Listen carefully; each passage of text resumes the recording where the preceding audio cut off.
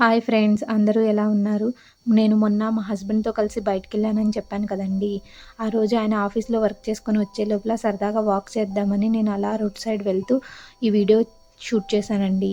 అలా road side walk చేసుకుంటూ వెళ్తుంటే నాకు సడెన్‌గా ఒక థాట్ వచ్చిందండి. ఇయర్ ఎండింగ్ వచ్చింది కదండీ! ఈ 2025లో నేనేం నేర్చుకున్నాను? నాకు ఈ ఇయర్‌లో ఏం నేర్పింది? అని చెప్పి నేను ఒకసారి ఆలోచించుకున్నానండి.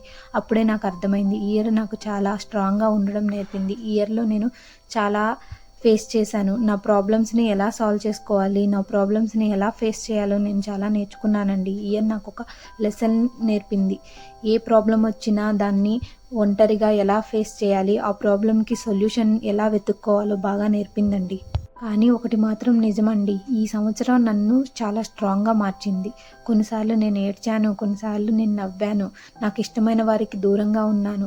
నా డ్రీమ్స్ కొన్ని మధ్యలోనే ఆగిపోయాయి. అయినా కూడా నేను ఎక్కడ ఆగలేదండి. వాటిని ఎలా చేసుకోవాలి? ఏం చేస్తే నా డ్రీమ్స్ ఫుల్‌ఫిల్ అవుతాయని చెప్పి నేను చాలా ట్రై చేస్తున్నాను. ట్రై చేస్తూనే ఉంటాను. ఇయర్ మారుతుందేమో కానీ మనం చేసే పనిలో మార్పు ఉండదు. మన డ్రీమ్సు మారవు. సో, మనం చేయాల్సిందంతా ఒకటే. మన డ్రీమ్స్ కోసం మనం ఎలా వర్క్ చేయాలి? ఎలా వాటిని ఫుల్‌ఫిల్ చేసుకోవాలో మనం ఆలోచించి వాటి దిశగా మనం సాగాలి. మన మిస్టేక్సే మనకి లెసన్స్ అవుతాయి. మన బాధలే మనల్ని స్ట్రాంగ్‌గా మారుస్తాయి.